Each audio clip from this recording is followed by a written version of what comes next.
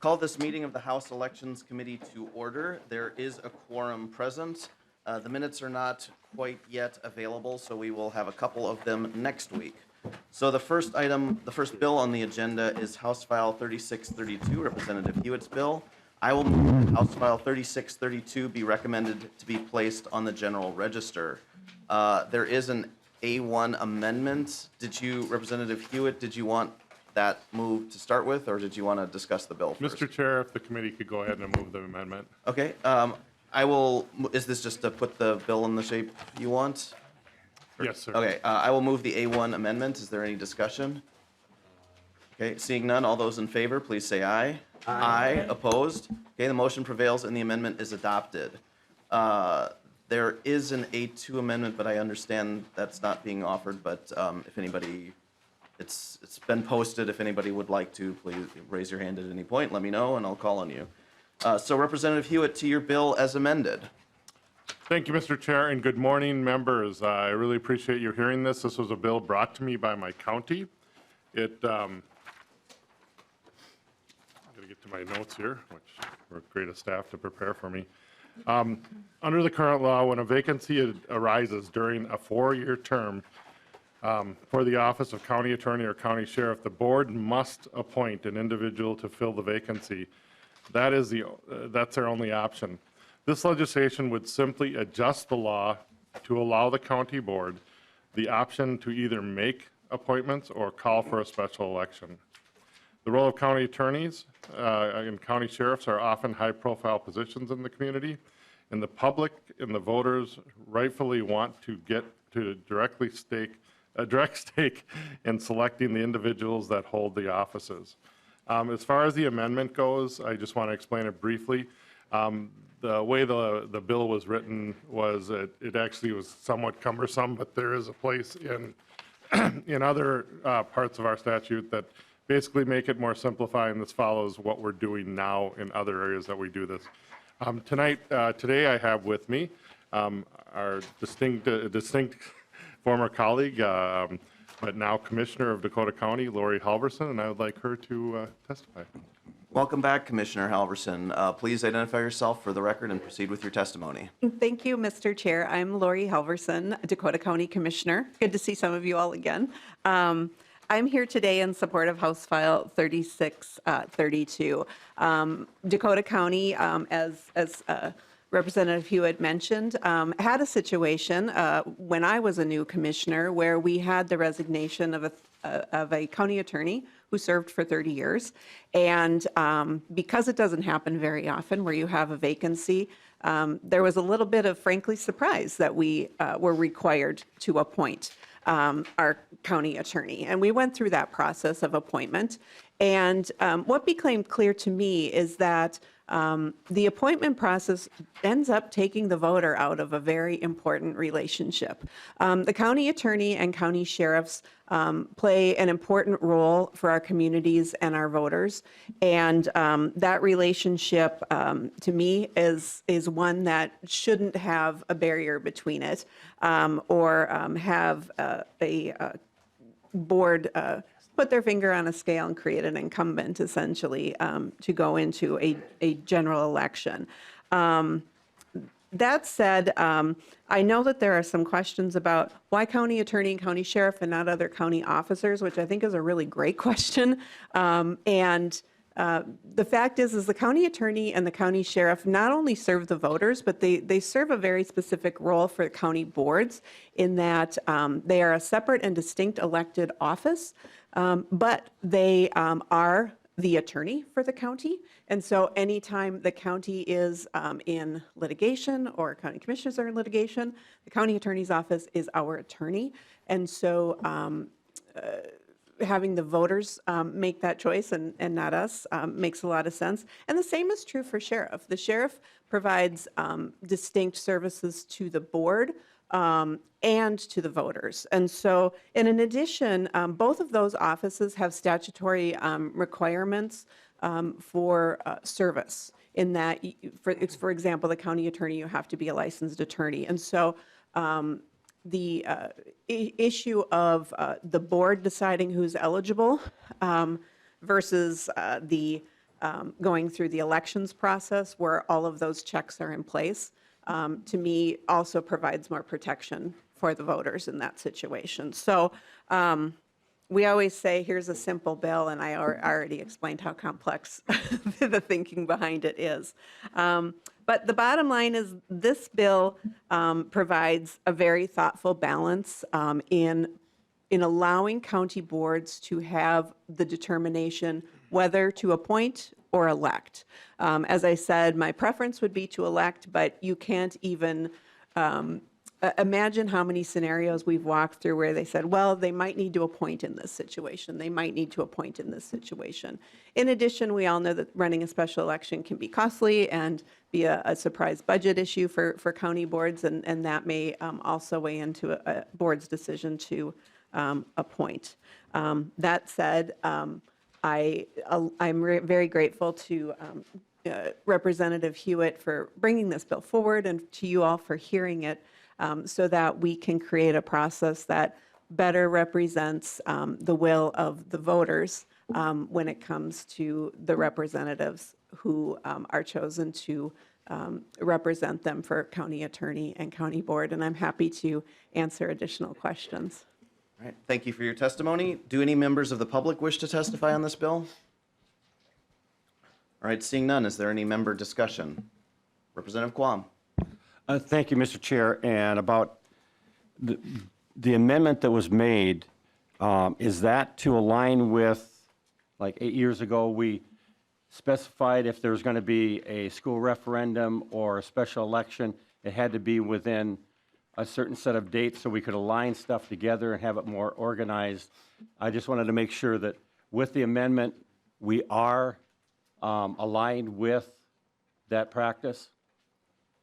I could go to House Research if you like, but I saw some nodding over there. Representative Hewitt? And I got the nod from my testifier with great experience in this area. So, yes. And Representative Quam, yes, that's exactly. It came out of the Secretary of State's office, so yes. Okay. Representative Quam? Well, thank you, Mr. Chair. That was a bill that one of the members sitting here was able to get through. So I just want to make sure we're consistent. Nicely done. Representative Torkelson? Well, thank you, Mr. Chair, and thank you, Representative Hewitt, for bringing this bill forward. I just thought I should mention the amendment that's been withdrawn. It turned out it had a more complicated effect than was realized by the author. Representative Harder brought the issue forward. I think she was going to explore the possibility of putting it into bill form, and down the road we may request a hearing on that bill along with others. And hopefully the chair will see fit to hear a Republican bill or two this year, because I know how understanding he is. Thank you, Representative Torkelson. I was excited for the opportunity to accept a GOP amendment there, but I heard a similar thing to what you did. So look forward to discussing that issue further. Representative Davis. Thank you, Mr. Chair. I just have one quick question. So, and maybe you explained it a little bit, but help me understand why wouldn't, so sheriff, county attorney, this makes sense. It does. But why wouldn't we include county commissioner in there? Representative Hewitt. Chair, I would like to turn that over to my testifier. Commissioner Halverson. Thank you, Mr. Chair, and I guess as I explained, it's a different. I guess when it comes to appointing county commissioners, I think that. I guess I didn't even think about it for county commissioners. Yeah, I'm going to have the Secretary of State's office explain this one better. Welcome to the. I researched the county auditor and the others. Yeah.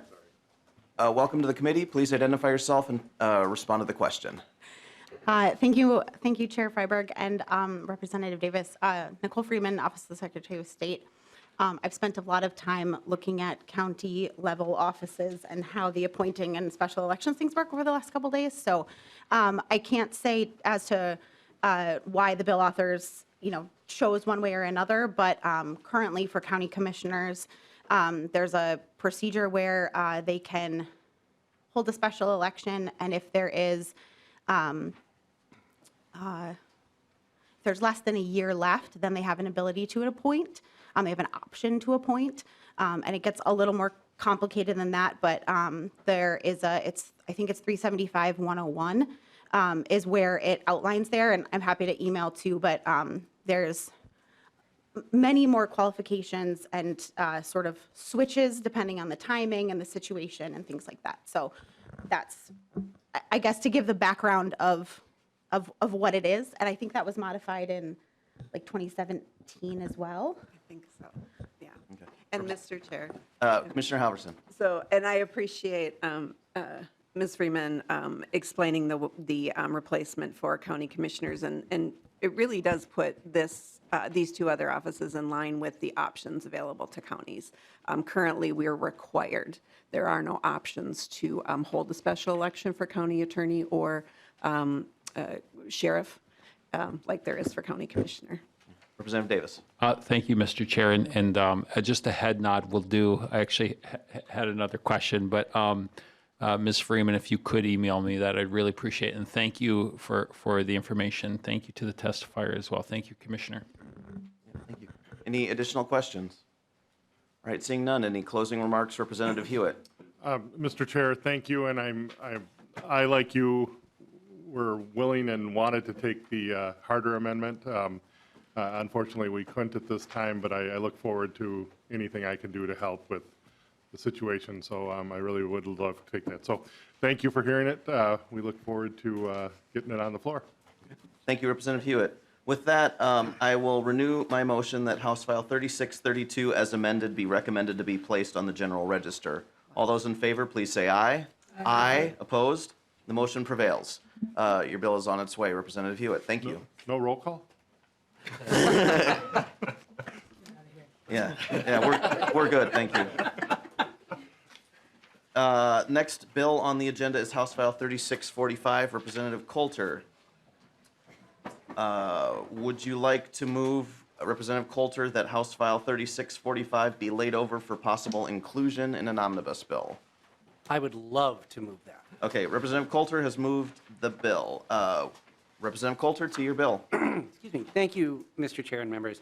So I am here with House File 3645, and to sort of begin, I want to clarify that this bill refers only to political committees and funds. It does not apply to candidates.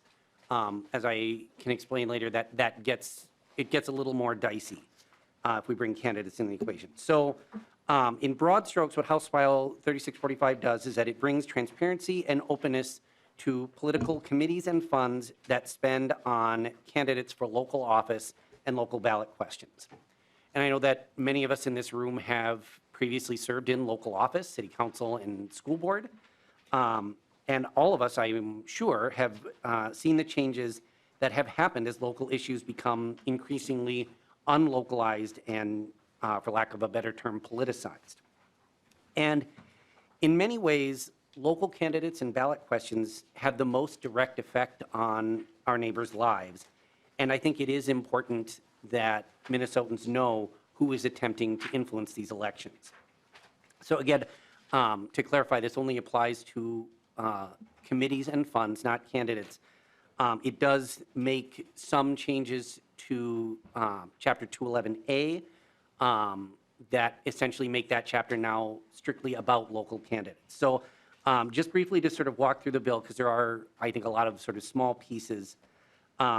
Section 1 changes the definition of ballot question to include all local questions that could be on the ballot. Currently, as you can see, there are only certain instances where that's the case. Section 2 makes similar change to the definition of local candidate.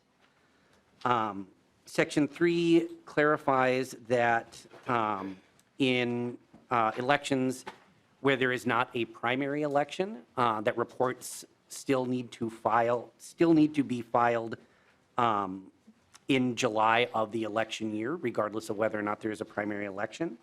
And I'm realizing now I skipped the part where I actually say what the bill does. So the bill requires committees and funds that spend on local elections to register and file with the state campaign finance board. Currently, certain committees and funds do so with local offices. This would centralize all of that within the state campaign finance board. Should have started there. let's see, where was I? Section 3. Section 4 modifies certain definitions to exclude federal candidates.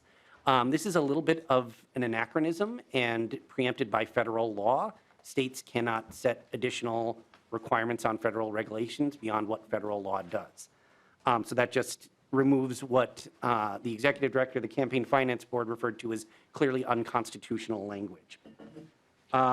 Section 5, again, changes the definition of committee to refer specifically to only local candidates. Section 6 changes the definition of filing officer to recognize really how the process of questions, of how questions are placed on the ballot. Section 7 changes the definition of political purposes to specifically refer to actions relating to voting for or against a candidate.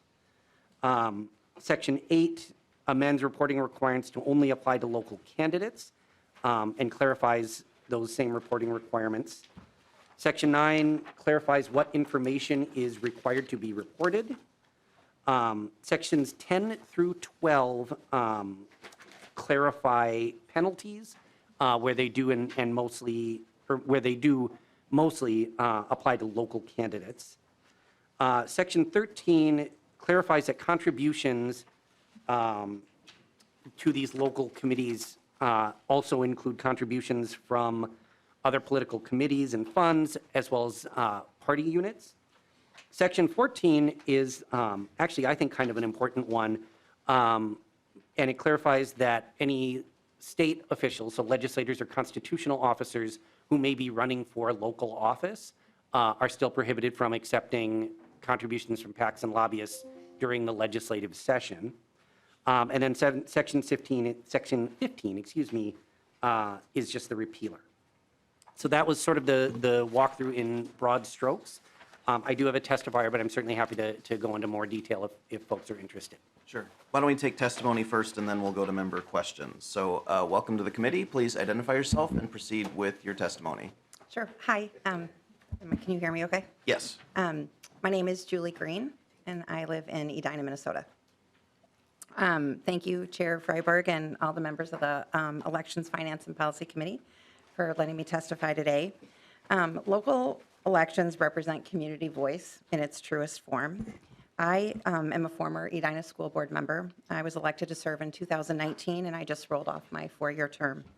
And I'm here today to support, to share my support for this House Bill 3645. If passed, I believe it will bring accountability to the role political action committees are having in local elections across the state. As local elections across the state also continue to ramp up intensity and gain interest from groups outside their local jurisdiction, there is also an increase of PAC money contributing to these local campaigns, and this is either through individual candidates or standalone independent work. During my campaign in 2019, a PAC organization, Teachers and Parents for Edina, reported to have spent $3,440 during the election. For comparison, that was nearly 50% of what my entire budget was for my campaign. No PAC of this name is registered with the Campaign Finance Board. By law, if a PAC does receive more than $1,000 in donations, there are requirements. Tax ID number and registration is required. And I think it's also important to note that the donors that were listed for this PAC were also the same individual donors for one of my opponents. According to statute, this is a misdemeanor. But in our current system, this all went unchecked. It was disappointing and confusing to learn there was no oversight to hold a PAC accountable for the funding sources, spending, and reporting or lack thereof for local election engagement. This bill would change that by putting a reporting structure in place with the Campaign Finance and Public Disclosure Board for PAC funds and their participation in local elections. This bill instills much needed transparency and oversight. This important step really holds PACs accountable and responsible. Our campaign laws need high standards for all those who participate in the election process in order to sustain election integrity at the local level. I believe this is what Minnesotans expect, and I encourage supporting this important bill. Thank you. Thank you for your testimony. Are there any members of the public who wish to testify on this bill? Okay. Seeing none, member discussion. Representative Guam. Thank you, Mr. Chair. And in the local school district last election, 6 of the 7 seats were open. And part of that was due to the pressures and comments, and it's higher profile than it used to be. And so there were members that decided that they were going to step out and not finish out their 4 years. And I think that local elections, I'd prefer to be local and not have that high pressure so you can go and serve.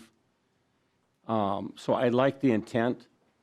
I think maybe there are some things that could be improved on this before, and we'll get to talk to about it.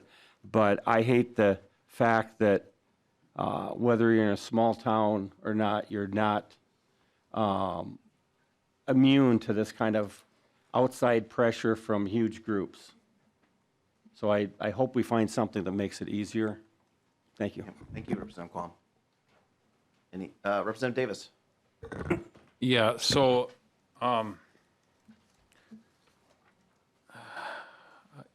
you know, we all know Education Minnesota puts a lot into local races, thousands and thousands of dollars.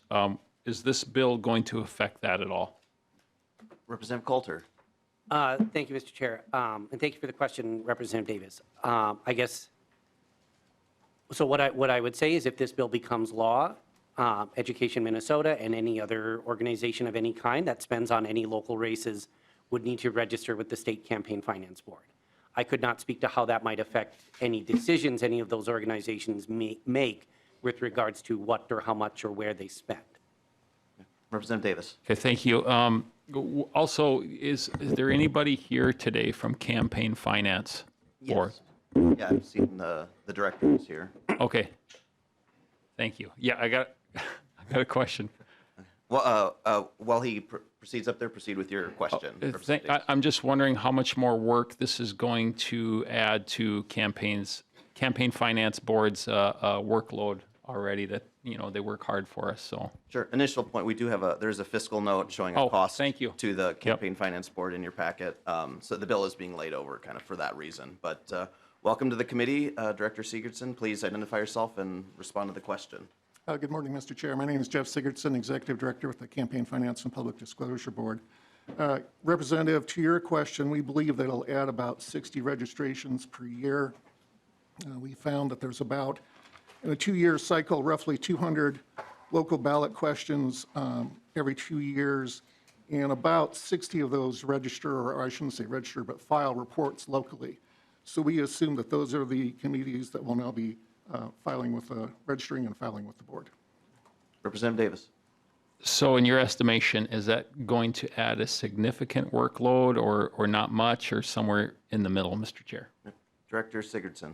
Mr. Chair, Representative, we believe the fiscal note provides that because of the size of our staff, it will have a significant impact, but rather than increasing the size of the staff, we would try to approach it through a one-time cost of having an online system for registration. Right now, it's a paper process where those have to be entered in manually, and then we try to support the new treasurer.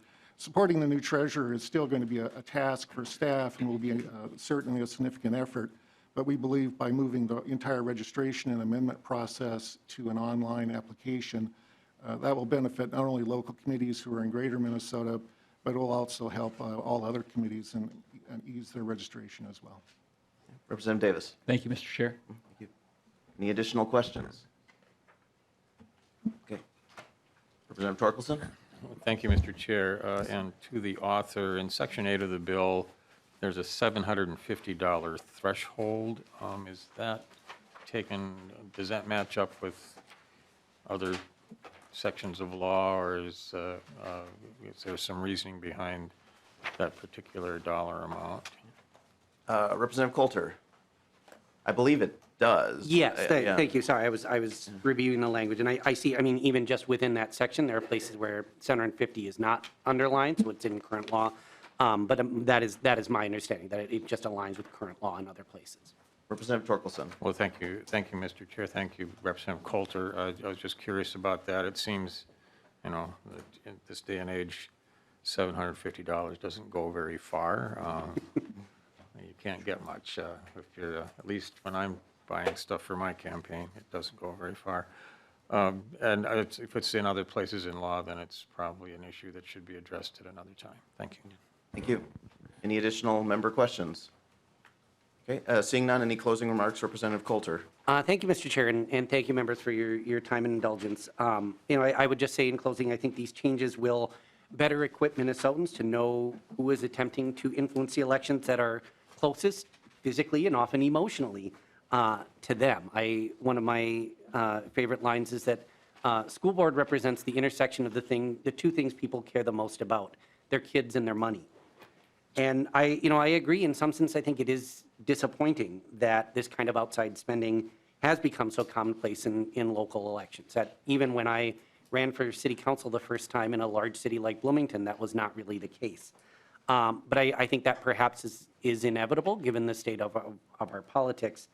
And I think what this bill does is acknowledge that reality and ensure greater transparency. And I think there will be opportunity to further examine the language moving forward, but thank you again for your time.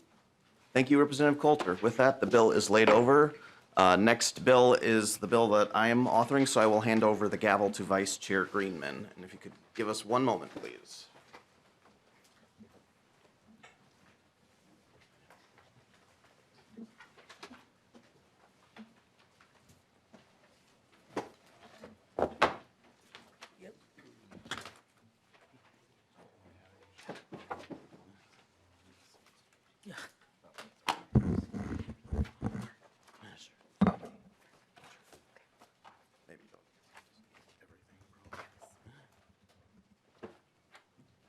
So I will move to lay over House File 3557.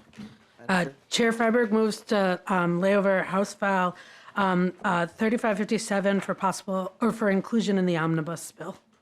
Thank you. And I'd like to move the A1 amendment to put the bill in the shape I'd want. Basically, all this amendment does is remove the language related to replacing candidates. That language is still being worked out. Great. Chair Freiberg moves to adopt the A1 amendment. Any discussion? All in favor, say aye. Aye. All opposed? The motion prevails and the amendment is adopted. Chair Freiberg, to your bill. Thank you. So this bill represents technical changes that strengthen existing statute and small policy changes that continue the tradition of secure, accessible, and inclusive elections in Minnesota. These provisions include clarifying that the student voting list provided by a post-secondary institution can be used as proof of residence in conjunction with any form of ID currently permitted for Election Day registration. Additionally, the bill provides the option for an eligible voter to provide a physical description of where they maintain their residence if they live in an area that doesn't have 911 or street addresses. Providing a physical description of where a voter resides is currently permitted on the federal voter registration application, and this change makes this option clear on Minnesota's form. The bill also strengthens the language access provisions passed in 2023 that provide translated materials to voters on Election Day. Finally, the bill restores percentages based on recount thresholds. With that, I'd like to turn it over to Nicole Freeman from the Secretary of State's office to go into a little more detail. Welcome, Ms. Freeman. Go ahead. Thank you, Madam Chair and members. Nicole Freeman, Office of the Secretary of State. I will briefly go through section by section, not exactly section by section, but to provide a little more clarity. As the chair mentioned, sections 1 and 2 clarify that the student voting list that institutions provide could be used as proof of residence, similar to any other proof of residence that is currently acceptable for Election Day registration, and allows them to use any other valid form of ID to register. Currently, the only form of ID that's accepted on the student voting list is student ID, and I think we had one election in 2023 of November 2023 running through that, and this is a recommendation coming from local election judges that it was a more confusing process for students, and then once we thought about it, decided to make that change. Sections 3, 4, and 30, as the chair also mentioned, allow a voter to provide a physical description of the location where they reside. This change would be made just on the paper voter registration form and would apply only if their residence lacks a traditional street address. This again is something that has come to us from the community, both people that live on Native Nation land as well as those that are unhoused will often put a P.O. box on their voter registration form, and that doesn't give us any information about where they actually reside. And by us, I mean county election administrators who are processing this. They need to be able to precinct the voter to make sure that they get the proper ballot for, so they can vote on the people that are representing them. And so this would allow them to do that. Section 5 ensures clarity in the time frame when a local jurisdiction could pass a resolution related to how write-ins are to be counted for that jurisdiction's offices. In 2023, we allowed other local jurisdictions to pass different provisions related to write-ins and how those are counted, and this provides a timeline where they need to have that resolution passed by the time candidate filing starts. Sections 8 and 27 create the same standards for polling places if they're changed during any type of an election. In 2023, we inadvertently left off school district standalone polling places. And so this brings all of the potential types of election and potential polling places into the same configuration.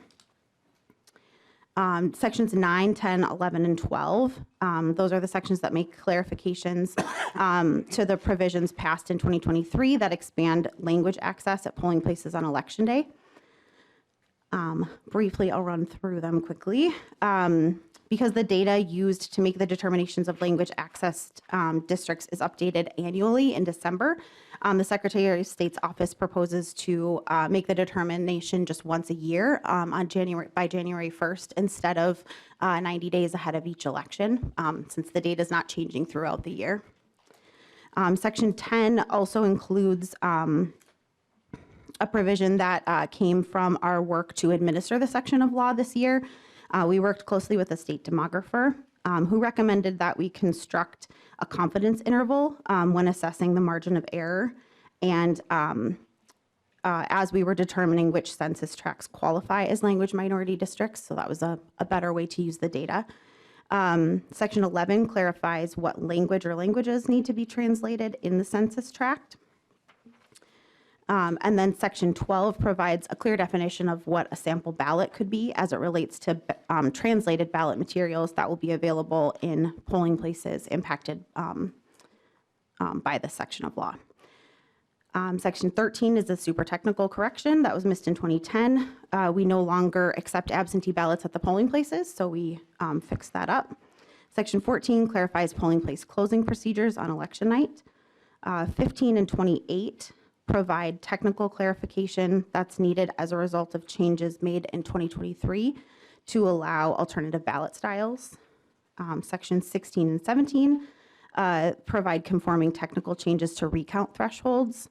In 2021, the standards were changed for the post-election review process, and these recount thresholds reference that statute. So what we did instead is remove the reference to post-election review standards and put in the previous percentage-based standards. So that's the more than 2 votes or 0.25 in order for a non-discretionary recount to be held.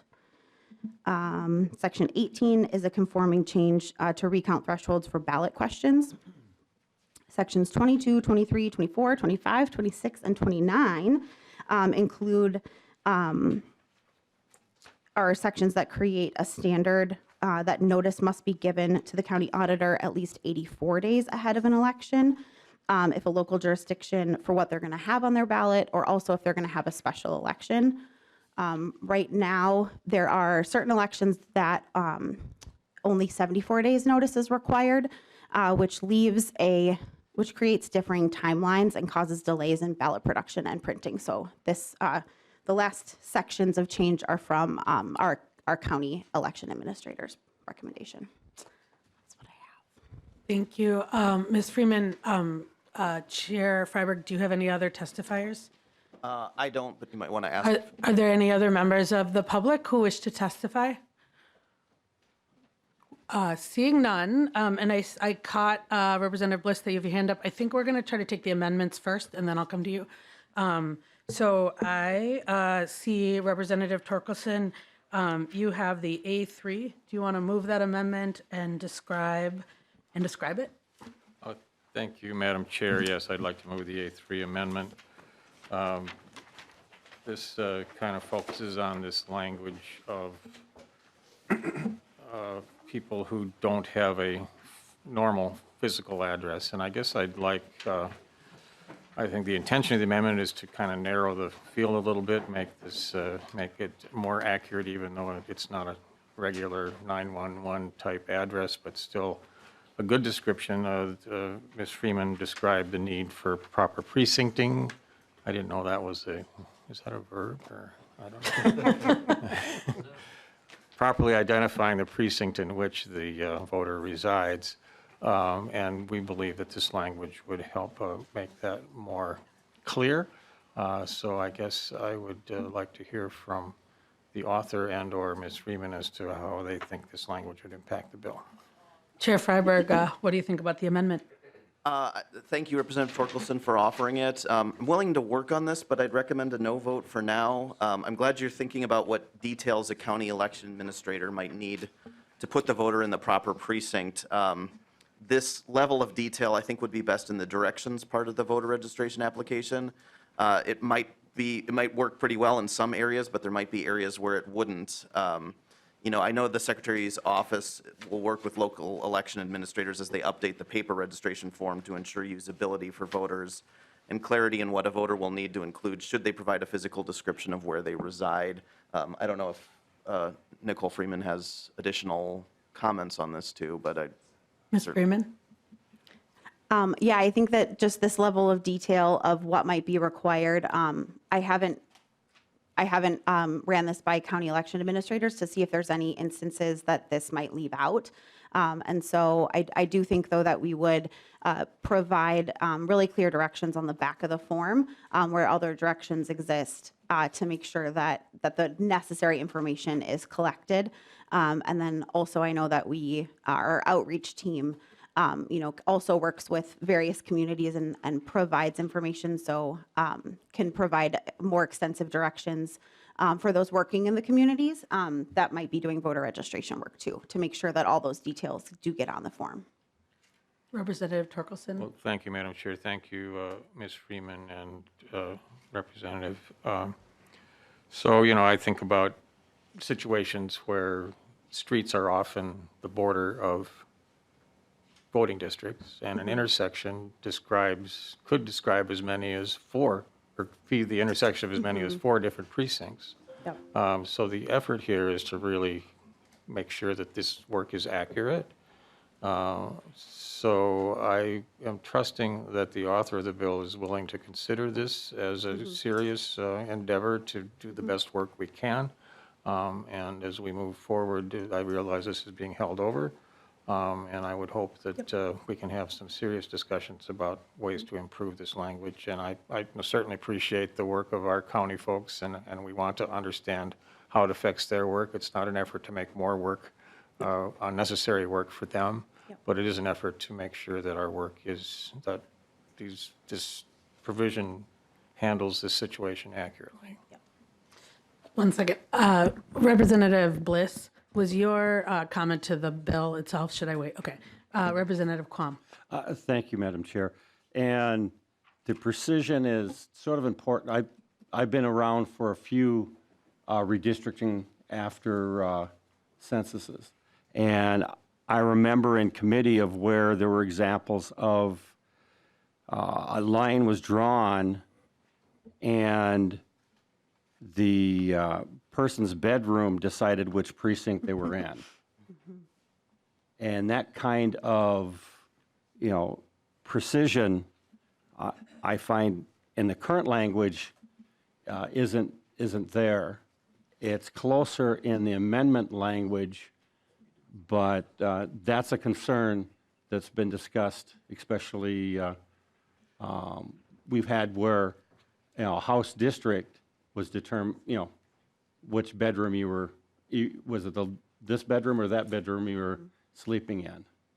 So just a point when you're working on the language with the lead, work on that precision. Thank you. Any further discussion to the amendment? Madam Repres- Chair, at this point, Representative I Torkelson. would like to withdraw the amendment. I would just as soon avoid no vote on what may be perfectly good language, and with the author's understanding or guarantee that we will work on this language between now and bill passage out of the committee, I will withdraw the amendment. Very good. Representative Torkelson withdraws the A3 amendment. Turning to A4, that's also yours, Representative Torkelson. Do you want to move and? The A4 is also yours. Oh, the A4. I'm sorry. Do you want to move and describe the amendment? I do, Madam Chair, as soon as I get myself organized. Take your time. These 8 o'clock committees are a challenge sometimes. For all of us. Madam Chair, the A4 removes provisions related to location of residence on the registration form. Chair Freiberg, how do you take the amendment? This amendment kind of deletes the provisions that the previous amendment would have clarified a bit. So considering Representative Torkelson withdrew that one and is now offering one that goes slightly further, yeah, I mean, I Madam guess Chair. I would recommend a no vote if we get to a vote. Madam Chair. Lead Torkelson. Thank you, Madam Chair. You know, sometimes the marble has to roll around a while before it falls in the proper hole. So I would like to withdraw the A4. Thank you, Madam Chair. Thank you, Lead Torkelson. It got there, and we're all getting there this morning. Lead Torkelson withdraws the A4 amendment, and so that brings us to consideration of the bill. And I know that Representative Bliss has had his hand up for a while. So Representative Bliss, to your question. Thank you, Madam Chair. Okay. I don't understand why we didn't take that amendment to delete the section. But I had a question for the Secretary of State's office. You mentioned that the Native Nations don't have physical addresses. Can you tell me which Native Nations don't have physical addresses? Ms. Freeman. Thank you, Madam Chair, and Representative Bliss. So we have had conversations. There are many that do, and there are many communities throughout the state that do include these types of addresses. And I know that counties have been working really hard, from a public safety perspective and emergency services perspective to get those addresses done. There's one location that I know for certain that I've had conversations with up in White Earth, where there are folks that live in places that don't have those types of addresses. And I will confirm what other places have been brought to our attention as well. Representative Bliss, follow up? Yeah, and I guess, this is just nitpicking a little bit, but that's something that the counties generally set up, and the nations have agreements with the counties. I know that Red Lake Nation is a closed reservation, and they had, I personally helped implement the 911 addresses up there, so I know they're completely covered. And it just, and I do represent the White Earth Nation too, so I'd be interested in knowing where that is. Yeah. So I can go talk to them and find out what's going on, because, that's a public safety issue that they don't have. And I remember there was a large pushback on the reservation when I was doing it. They didn't feel comfortable having the police know where they lived, but it was sold, and properly so, that we needed that for the fire department to be able to get out there. So I just, in this day and age, as the saying goes, that we don't have physical addresses on all locations is interesting. And I guess I'll just save my powder for the ridiculousness of the whole provision for a later date. Thank you. Representative Altendorf.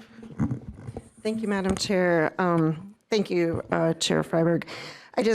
I guess my question is going towards, this, with being the elections chair, and in the state of Minnesota, really, I think all people, we want to make sure our elections are fair and honest.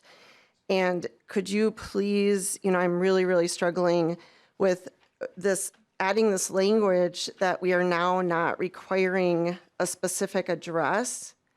How can you look the Minnesota public in the eye and say that this is fair, it's going to enforce our elections and make them more secure? Chair Freiberg. Thank you, Madam Chair. Thank you, Representative Altendorf. Very easily, there are people who are unhoused who have as much of a right to vote as anybody. And, it sounds like there's not a ton of tribal populations that live in homes without physical addresses or streets in the kind of, conventional Western sense. So, this is this provision is consistent with requirements in federal law and the federal application. So I just see this as conforming to federal policy and ensuring that everybody has the right to vote regardless of their either living situation or address situation. Representative Altendorf, any follow-up? Thank you, Madam Chair. To the Secretary of State's office, again, how can we verify, addresses? How can we verify that these truly are voters in the precincts, in the districts that are voting if there is no physical address? And as a state, should we not have some rules and guidelines so that we can look the Minnesota public in the eye and say our elections are fair and honest and we can verify all of these are legitimate voters? Ms. Freeman. Thank you, Madam Chair, and Representative Altendorf. So what a county, it might help to describe sort of if a county election administrator received a federal voter registration application, which they come in regularly because I think when you do your change of address through USPS, you get this giant packet of things, and included in that is the federal voter registration application. So these do come into offices frequently. So if someone received that application today and someone indicated their physical location of their address as opposed to a street address, they would confirm that it is in fact in an area that doesn't include a physical street address. So that would be the first thing. And the bill does limit it to an area that doesn't have a traditional street address. So that would be the first, I think, check on things.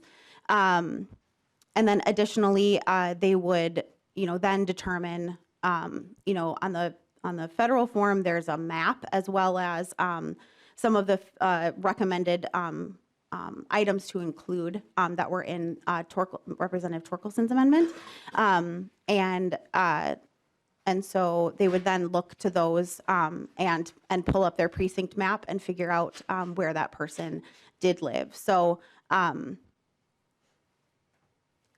Representative Bliss's point, there is often at least knowledge that folks might live in a certain area when someone is registering. And I think that this is a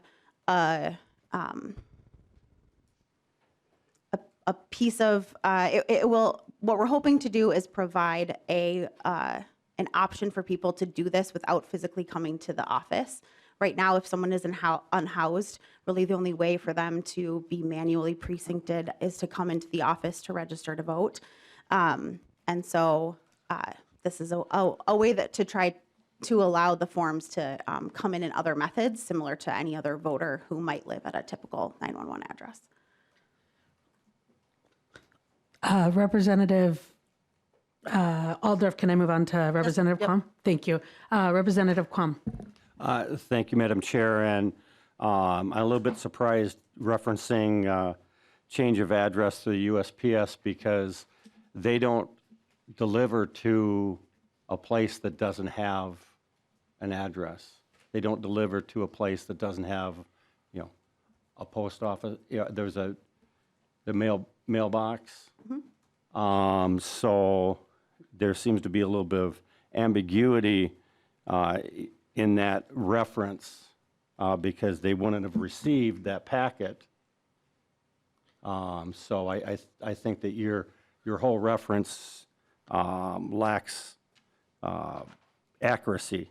But to the author of the bill, why does it contain something that in the middle of the election cycle, after the poll books are generated, the certification of resident facilities?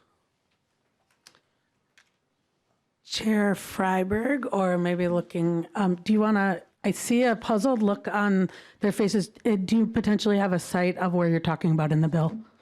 It's where you've got the 20-day, there was ambiguity and you tried to clear it up that at least 20 days before the election, you would certify the residence list. So, like there are facilities where, people, retirement facilities, other facilities, we'd have these lists. And it's good to clarify that it's got to be done, ahead, but 20 days before the election is after poll books are generated and in the middle of voting, because we were allowed to vote for a month and a half. So I would think that would cause some issues.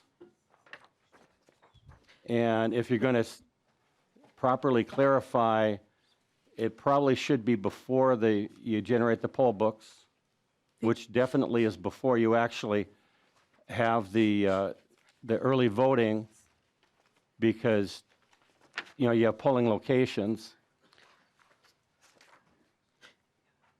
So thank you, Representative Quam. Ms. Freeman or Chair Freiberg, do you have are you clear about the question and have a response? Thank you, Madam Chair and Representative Quam. So the reference, are you so in our in the author's amendment and included changing the date to be no later than on line 4.11. And this is a residential housing list provided by a college or university. So this is a separate list that is not included in a roster and not included in or in a roster on election day or on an e-poll book. It's a separate list that is only used for a proof of residence.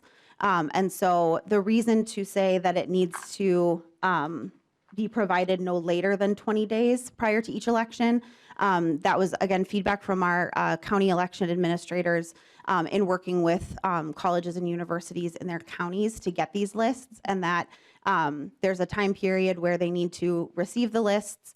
Their GIS folks help them precinct the lists, and then the counties distribute them to the municipalities so they can appear in the right polling locations. And so we wanted that list to come in no later than 20 days so that the counties have time to do that work to make sure that everything is ready for Election Day. The counties indicated to us that I think it's about 10 days after they start a semester that their residential facility, both on campus, as well as their data for the rest of the student population that might live in the same city where their campus is located, that 10 days after school starts, their list is solid and doesn't really change. And so that time frame then gives them time to generate the list, get it to the county, and the counties to do their work. So it's ready on Election Day. Thank you, Ms. Freeman. Representative Quam, any follow-up, or does that answer your question? No, because again, this is in the middle of voting. If we're going to do some documentation for an election, do not do it in the middle of the voting period. I think that there is a sort of inherent violation in the principle of HAVA and the federal statutes that whole thing was passed so that things were done before people started voting. That was the core intent.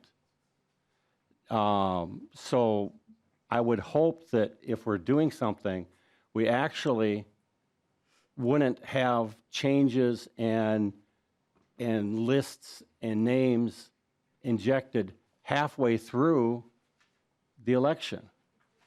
Because if that person comes in before that list shows up, there could be a little bit of confusion. And we already have, especially with first-time voters, accidentally going to the wrong polling location. So we want to have everything lined up before we actually start taking ballots. And so I would hope the author would look into a better way of clarifying this, because just in base principles, I find this falling short of where we should be at. Thank you, Thank you, Mr. Representative. Oh, I'm sorry, Mr. Chair, or I mean, Madam Chair. The other part that I want the author to look at is HAVA required documentation. The state can do all these little things, but if we don't have the HAVA required documentation, you got to go to the SSA site. And Minnesota has a history of thousands and thousands and thousands of bad registrations on that site. And so when we sort of blur in the gray area, I don't want us to end up having more thousands and thousands of bad registrations in our system, because it just doesn't help with the voter confidence. Thank you, Madam Chair. Thank you, Representative Comp. And I have one more person on my list, and I'm going to turn it over to Representative Davis, but just notice, hopefully this can be our last question so we can move on to the next bill. Thank you, Representative Davis. Thank you, Madam Chair. I might have a couple, but pretty short, or a few. Ms. Freeman, how many people does it take to vouch for someone to be able to register to vote in the state of Minnesota? Ms. Freeman?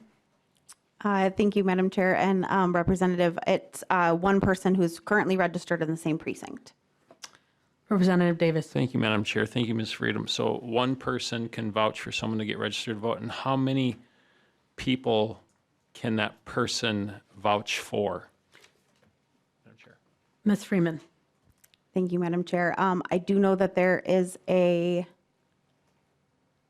don't know that number off the top of my head. I can look it up, but I don't know I the number. believe it's 8, but if you could look it up, but I believe it's one person can vouch for 8. That sounds right. Let me look at our counsel, Matt Gearing. Madam Chair, Representative, it's 8. Yes, correct. Thank you, Madam Chair. Thank you, Mr. Gehring. Representative so- Davis.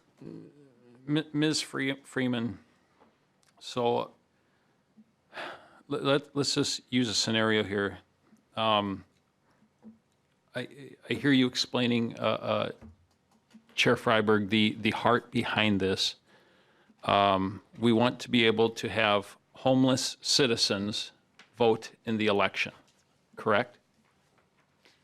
Ms. Freeman. Or Mr. Sorry. Chair Freiberg. Yeah. Yes. Okay.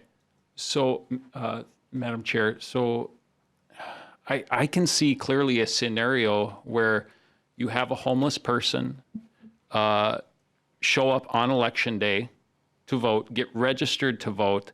They've got one person vouching for them. How can we ensure that that person is a legal voter, an actual citizen of the United States of America? Because a lot of times they won't be carrying ID, they won't have mail.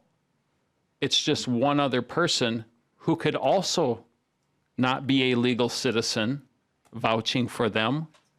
Perhaps I'm misunderstanding that, and maybe you can explain that better. But to me, folks, this has fraud, the opportunity for fraud, written all over it. Ms. Freiberg, and I think that there was a question about the vouching and how that works. And to Representative Davis's question, or whoever wants to take it, Chair Freiberg. Yeah, they still, thank you, Madam Chair. Thank you, Representative Davis. They still have to register. Falsifying information is a felony. Same goes for falsely vouching. Nicole Freeman might have some additional. Ms. Freeman. Thank you. And just to add that on election day, if someone does register to vote, they have, and then wants to vouch for someone, they need to register using a proof of residence as well as a valid ID. And so if someone is going to register to vote and then intends to vouch for someone else, you can't register through a voucher and then vouch for someone else. So if someone was to come in, say someone moved into the precinct 25 days before the election, they would need to provide a proof of residence. In the case that we're talking about with a student list, that student list could be a proof of residence, and then they would need a valid form of ID. So that could be a military ID, a tribal ID, a passport, Minnesota driver's license or ID, some other form. And then they would be able to register. And so Minnesota state law doesn't allow someone who registers, and I can send the vouching statutes, but it doesn't allow someone who was vouched for to then vouch for other people on election day. Representative Davis, any follow-up? Yeah, so you're telling me they're not going to try this because they're afraid of getting a felony. And so my question would be, how many people are we charging with felonies when it comes to election fraud in Minnesota currently, on average? Representative Freiberg or Chair Freiberg or Ms. Freeman, understanding that you're not in law enforcement and so may not have this statistic on your tongue, but Yeah, Ms. Freeman or Chair I Freiberg. don't think either of us has that number, but we can certainly try to track it down and get it to you, Representative Davis. Representative Davis. And I can tell you it's not, thank you, Madam Chair, sorry. I can tell you it's not very many. It's not very many. In one of my own counties, I'll just bring up this scenario. In one of my own counties, I had a county attorney, Chair Freiberg, tell me when we were having this discussion, he had me look out the window down at the crosswalk. He said, Mr. Davis, when you came to the building today, did you use that crosswalk? I said, yes, I did. Yes, sir. He says, well, there's a lot of people who didn't use that crosswalk. And we were talking in terms of election fraud. What was he communicating to me? This county attorney was communicating to me, we don't take this seriously. This is a jaywalking violation. So I know for a fact election fraud is not being treated seriously in the state of Minnesota, and I don't think anybody is concerned about vouching for a homeless person to register to vote, whether they're going to get a felony or not. Thank you. Thank you, Representative Davis. And as a public defender, I will say jaywalking is not a felony, so treat it a little differently. Thank you for making my point, because election fraud Is a felony. I seeing no more, Representative Bonner, and just keeping it real quick because we have another bill to get to. I will keep it quick, but I just wanted to suggest that, and I can't speak for the numbers, and perhaps Ms. Freeman knows them or can get them to us, but the number of folks who register on same day is a unique subset of folks.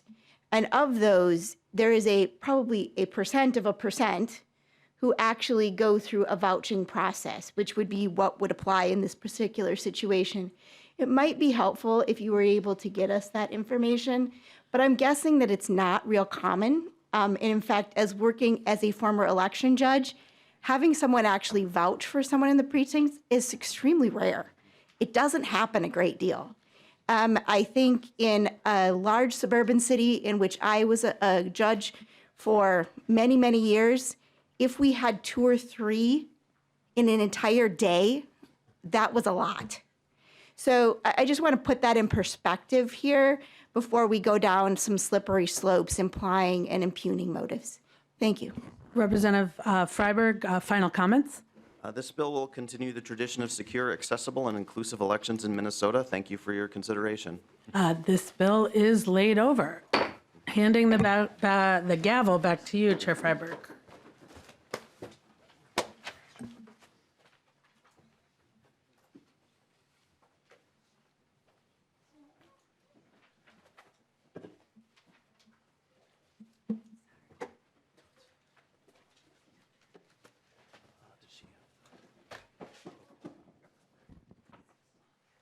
Welcome to the committee, Chair Stephenson. I will move, the last bill on the agenda is House File 3625. I will move that House File 3625 be recommended to be re-referred to the Judiciary, Finance, and Civil Law Committee. Would you like me to move the A1 amendment, Representative Stephenson? Yes, please. Okay, I will move the A1 amendment. Is this just to put the bill in the shape you'd like? That's correct. Okay, any discussion to the A1 amendment? All right, seeing none, all those in favor, please say aye. Aye. Opposed? Motion carries. The amendment is adopted. Representative Stephenson, to your bill as amended. Thank you, Mr. Chair, members of the committee. This bill updates the deepfake statutory language that was adopted last year on a bipartisan basis. Last year, we were nation leaders in taking action to combat the threat of the influence of deepfakes in our elections. Since that legislation has passed, the need to be aggressive in combating deepfakes has been illustrated pretty dramatically in our presidential election, where deepfakes using what purported to be the voice of President Biden were used in the New Hampshire presidential primary process. Deepfakes are here, people are doing them, and we need to be very real about how we address them. So we did pass great deepfake legislation last year. This bill updates it just a little bit in a few ways. First of all, it adds forfeiture of nomination or office as a penalty for a candidate using a deepfake in violation of the statute we passed last year. It modifies the definition of deepfake to add content that has a fundamentally and materially different understanding of the substance or meaning of the content of the speech or conduct compared to the unaltered original version. It takes, after adoption of the amendment that was just adopted, the deepfake statute's only applicable 90 days before an election, general or primary. We add political party nominating convention, presidential primary, local primary, special elections to that list. And then we allow for injunctive relief, or just clarify the nature of the injunctive relief, injunctive or equitable relief. That's the bill. Thank you, Representative Stephenson. I have two testifiers on the bill. Secretary of State Steve Simon, if you could please come forward and identify yourself and proceed with your testimony. Welcome to the committee. Thank you, Mr. Chair and members, for the opportunity to testify in favor of the bill. Steve Simon, Minnesota Secretary of State. I want to thank Representative Stephenson as well for his national leadership on this issue. He, and I'd say through him, the state of Minnesota, have drawn national attention to the issue of AI-driven disinformation in the election context. AI, which powers deepfakes, I would say is not in and of itself a threat to our elections or our democracy, but it is an emerging and powerful amplifier of existing threats such as disinformation. If AI-generated deepfakes are used to misdirect voters, the result could be disruption and disenfranchisement. In the hands of those who want to mislead, AI tools can represent a revolution in their ability to cause harm and corrode faith in our system. And let me just give you a couple examples. One a little bit old, one more new. The one that's a little bit old, not so old, but was a leaflet I remember seeing here at the legislature that was handed out in neighborhoods in Milwaukee on doors for the 2000 presidential election. And that leaflet, good old-fashioned Xerox leaflet, said something like this. It said, hey, voters, remember, next week there's a big election, presidential election. If your last name is A through L, you vote on Tuesday. If it's M through Z, you vote on Wednesday. That was 2000, just a quarter century or so ago, paper leaflet. Now imagine that same leaflet, or the same content in the leaflet, the same attempt to misdirect voters on an election-related matter, in this case, election administration, the rules of the road. Now imagine, instead of that quaint, old-fashioned leaflet, now it's a deep fake of the mayor of Milwaukee, or a popular Milwaukee Bucks basketball player, or a well-known faith leader. You get the idea. So it just amplifies the ability to get that message across, which is why the stakes are so high. The most recent example, I think, is the one that Representative Stephenson alluded to, which is the Joe Biden robocall. And I don't think we're done with that this year. We have not, to my knowledge, seen an example of that in Minnesota yet, and I hope it stays that way. But we can't just bank on that. So last year, with broad, I think nearly unanimous support, you in the legislature passed the underlying bill that has really turned heads across the country. I can tell you that other secretaries of state, other states, red, blue, and otherwise, are very interested in the approach that Minnesota has taken. So while Congress has been debating sort of around the edges on disclaimer requirements, you in Minnesota sailed way past that debate and said, we're not going to do disclaimer requirements. We're going to enact a limited but controlled ban within 90 days of the election if there's no permission of the depicted person and if it's done with the intent to influence the outcome of an election. So this year, this bill, there's a chance to tweak and improve the law. I leave the particulars to you, but I support the direct action that this bill and the underlying law represent. I think, though, that laws like this, the underlying one, make me cautiously optimistic about AI and deepfakes. It's a problem, it's a challenge, but we've faced technological challenges before, as we all know. I mean, the arrival of computerization in the 80s was seen at the time as maybe a challenge. I wouldn't say so much a threat, but a challenge to election administration. Likewise, the arrival of the internet in the 90s, social media in the 2000s and 2010s. So each time we in Minnesota and nationally have adapted, and some of that adapting was done through legislation, but some of it was just human behavior. So I think we can do that again. I just want to point out very briefly that legislation alone is not enough, at least in my opinion, to meet the challenge. Election officials throughout the country are renewing the call to the public to really seek out and look at trusted sources of information to minimize the risk of deepfakes and other mis- or disinformation taking hold. That could mean our website, mnvotes.gov. If someone has a question about who's eligible and where to go and where the polling place is and what the hours are, our website's an example. Or if you don't want to go there, you can go to your county or your city. I just want to thank you for your time, your attention, and your bipartisan leadership, all of you, on this issue. Thank you. Thank you, Secretary Simon. The second testifier is Mary Hartnett.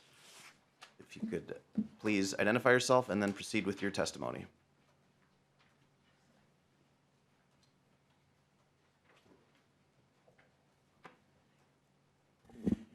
Mary Hartnett, Clean Elections, Mr. Chair, members of the committee, Mary Hartnett, Clean Elections, Minnesota. Mr. Chair, members of the committee, as I said, my name is Mary Hartnett. I'm the Executive Director of Clean Elections, Minnesota, a nonpartisan, nonprofit organization that educates and advocates for an inclusive and healthy democracy. Last fall, we hosted a forum on the threat of artificial intelligence and election interference with the Brookings Institution. This is an issue that is very important to us. Deepfake AI is turning the 2024 elections into an unprecedented test on how to police deceptive content that dupes voters.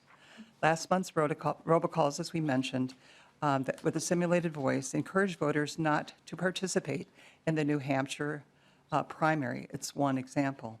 Moreover, we believe that faith in elections is an essential democratic norm, and deepfake AI in elections can lead people to reject the very norms that we need for a functioning democracy.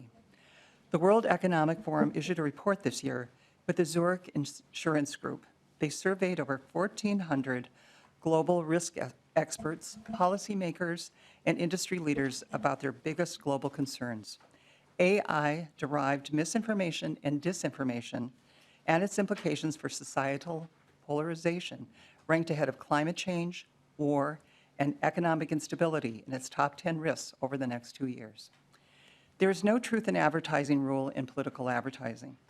With paralysis in Congress, states like Minnesota are left to put up as many guardrails as we can to mitigate that threat. This bill, the provisions of this bill strengthen last year's deepfake bill, and Clean Elections Minnesota urges you to pass House File 3625. Thank you to Representative Stephenson for introducing the bill, and to all of this committee for your bipartisan work and to your commitment for strengthening our democracy. Thank you for your testimony. Are there any members of the public who wish to testify on this bill? Seeing none, I have an A2 amendment. I believe that might be yours, Representative Torkelson. Would you like to offer it? Thank you, Mr. Chair. Yes, I'd like to offer the A2 amendment. Okay, the A2 amendment has been offered. To your amendment, Representative Torkelson. Thank you, Mr. Chair. The A2 amendment relates to the severity of the penalties that are being changed in this bill. And I feel, this is kind of new territory, this deep fake work. As has been described by others, we're kind of ahead of the curve in many ways.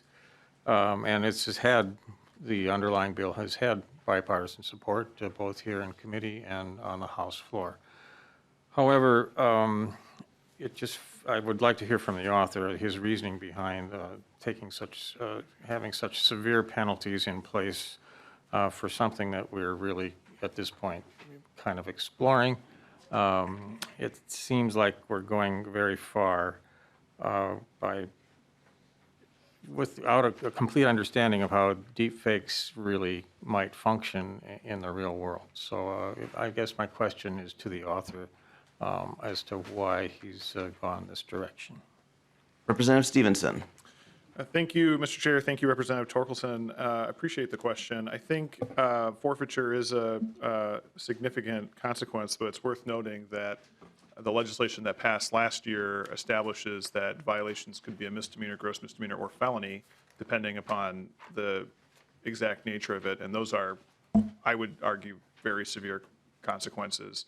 And a felony conviction might even be more severe than disqualification from office. I also would add that I think that while I support having the availability of forfeiture as a remedy, I think that most people would expect that most deepfakes won't be done by a candidate or candidates committee, but by a PAC or an outside special interest group.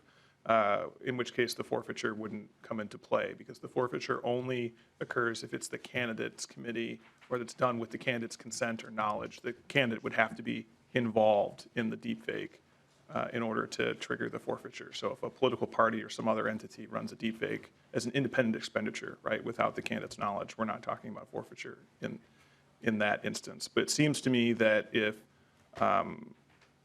you have a candidate engaging in knowingly serious illegal behavior in order to win elected office that is of a degree so serious that 200 of 201 legislators last year voted to make it potentially a felony, that forfeiture of office is an appropriate remedy in that instance. Representative Torkelson. Thank you, Mr. Chair. Thank you, Representative Stephenson. So, as you know, I'm kind of a old guy and a Luddite. I don't profess to understand artificial intelligence very well.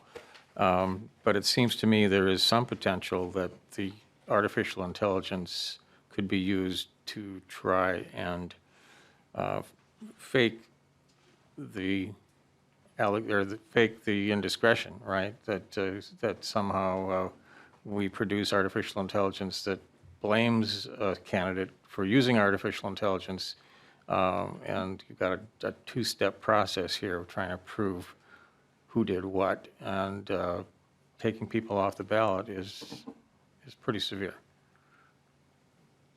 Any comment, Representative Stephenson? Thank you, Mr. Chair. Representative Torkelson, that would be concerning if somebody used a deep fake to try and prove that a candidate used a deep fake in a election. I would note that in order to violate the deepfake statute, you have to prove, and it's in this case, a criminal act, right? So you have to prove beyond a reasonable doubt that the candidate knows or should have known that the deepfake, that they disseminated. First of all, you'd have to prove beyond a reasonable doubt that they disseminated it, that you have to prove that they knew or should have known that it was a deepfake and that they did it with the intent to injure a candidate or influence an election. So that's a pretty high bar, and I think that if that has occurred with regard to a candidate, disqualification is appropriate. Representative Torkelson. Well, thank you. Well, it's my feeling that the remedies you have in the original bill are adequate, and this is going a step too far at this point in time. And maybe down the road, as we venture on this path of trying to understand how deepfakes may or may not be affecting elections, that this may be necessary down the road. I just think it's, at this point, going a bit too far, and I would appreciate a green vote on the amendment. Representative Quam to the amendment? Thank you, Mr. Chair. To the author, what current offenses in the state of Minnesota disqualify a person from being elected or holding an office? Representative Stephenson? Mr. Chair, I'm going to have to phone a friend. I don't know if Mr. Gehring or someone from House Research can answer that question. I don't know the answer. Yeah. Matt Gehring? Mr. Chair, Representative Quam, so if you look at sections 1 and 2 of the bill, you see that there's existing law related to forfeiture of nomination or office, and that is in the Fair Campaign Practices Act. So it's the types of acts that relate to the conduct of campaign. So in that chapter are things like bribery, false statements, and other sort of similar types of acts that are fair campaign practices violations and then would trigger potentially these forfeiture provisions if the person is convicted of those. Representative Quam? Thank you. It would have been nice to have had that material or that list so we understand, similar justifications for this discipline. Now, to the author, a campaign committee. I know a lot of people that part of their campaign committee would be some teenagers that have skills in social media, internet, et cetera, because they grew up in it and it's natural. So a teenager involved in a campaign committee who's used to generating stuff decides to do a funny, quirky thing, and it gets out and is classified as a deep fake because it's a sarcastic thing about the opponent. The candidate could very well not only not know, but not understand what that person did. And so I would think that there should be some clarifying along that area to preclude, because if we have non-clear parameters, a judge, jury, DA, et cetera, can go beyond what our intent is. Legislative intent doesn't mean a whole lot to the judge unless it's clearly stated, because we repeatedly have to go back and visit and clarify language because a certain judge totally went outside our legislative intent. I've worked with Representative Pinto on human trafficking for just such a case years ago because we thought it was clear and then it was interpreted differently. The penalty is severe enough to where I would hope we would be very clear or much more defined to prevent someone suffering because the teenage tech guy on your committee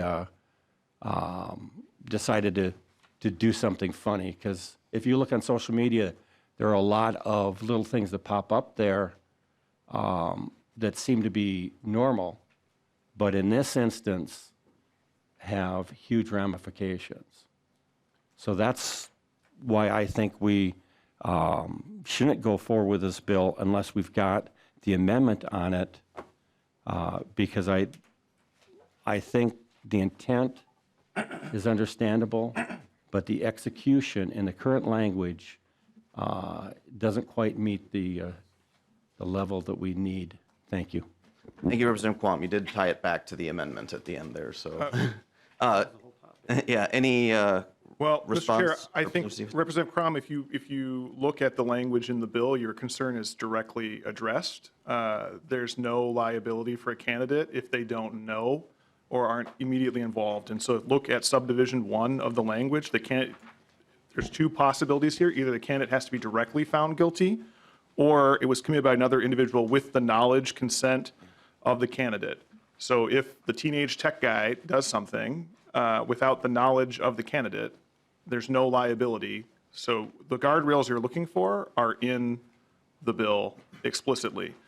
Furthermore, it all has to be predicated on a criminal conviction, and the underlying bill or the underlying statute that's already law requires as an intent of a criminal offense, so proof beyond a reasonable doubt that the candidate knew or should have known a specific intent. So I think that the concern you're raising is already addressed by existing law and the statutory language in the bill. Mr. Chair. We do have the ability to go a few minutes late, just so members are aware. I'd prefer not to go super late, so if members could keep their questions brief. And we are still on the amendment. Right. Representative Quam. The knowledge of, so if the line of questioning is so-and-so your tech person? Yes. Are you aware that they were doing your website and social media? Yes. Did they have authority? So I can see creative questioning and the right jury or judge deciding that they need to determine that he's responsible or that he should have known, and therefore they're going to go ahead and do it. I want to firmly prevent, the severity, and I can see, because we've seen it on the federal side of where they just don't like the candidate, so it doesn't matter, and they just go ahead and do it. And they've fortunately had some of those overturned by higher courts, but in Minnesota, since this is specifically to Minnesota, I have concerns. Thank you. Seeing no additional questions, we are on the, to your amendment, Representative Torkelson. To the amendment, yes, Mr. Chair, thank you. Representative Stephenson, we have talked about this deepfake issue mostly as an issue of doing something that would diminish the candidate that you're opposing. What if I use deepfake to enhance my own candidacy? Could I be held responsible and potentially be convicted and removed from the ballot? Representative Stephenson.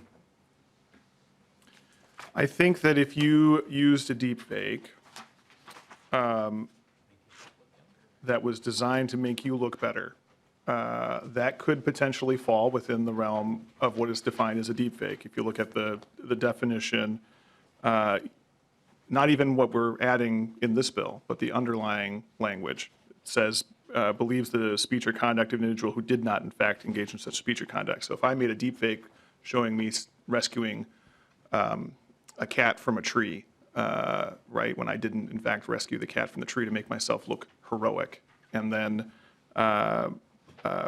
disseminated that within 90 days. No, but it says without the consent of the depicted individual. And so since I am the depicted individual, unless you can say the cat didn't. So I think it would depend, is the answer, Representative Torkelson. The example I was going down, I was kind of tracking with you there, and I got thrown a loop by this consent element. I think it's conceivable that you could have a sort of pro-candidate deepfake that violates the statute. I do think that's possible. Like maybe if you fake the endorsement if I tried to claim, if I ran a deepfake ad claiming that you endorsed me in my reelection campaign without your consent, then perhaps that could fall within the realm of the deepfake statute, yes. Representative Torkelson. Well, thank you. No one would believe that, but.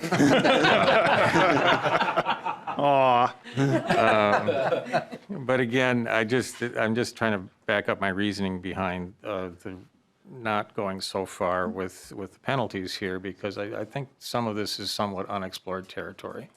And taking people off a ballot is weaponizing this in a way that I think is beyond what we really were thinking about last year when we voted for this. So I would resubmit my amendment and ask for a roll call, Mr. Chair. Okay, thank you. The A1 amendment has been moved and a roll call has been requested. Are you ready on that? Okay. I'm sorry, this is the A2 amendment, the A2 Torkelson amendment. So the roll call has been requested. So the clerk will take the roll on the Torkelson amendment. Chair Freiberg. No. Vice Chair Greenman. No. Minority Leader Torkelson. Aye. Representative Agbaje. No. Representative Altendorf. Aye. Representative Bonner. No. Representative Bliss. Yes. Representative Coulter. No. Representative Davis. Yes. Representative Frederick. No. Representative Purcell. No. Representative Quam. Aye. Representative Vernig. No. There being 5 ayes and 8 nays, the amendment is not adopted. Any final questions about the bill? Hopefully not, because we're past time. Okay, seeing none. Any closing remarks, Representative Stephenson? It's a good bill. Please vote yes. Okay, thank you. With that, I renew the motion that House File 3625 as amended is recommended to be re-referred to the Judiciary, Finance, and Civil Law Committee. All those in favor, please say aye. Aye. Opposed? No. Okay, the motion prevails. The bill is on its way. Nice stuff. Just so members are aware, we are not having a committee hearing next week because of precinct caucuses the night before. So it should be 2 weeks before we meet again. Any questions or comments? Okay, seeing none, we are adjourned.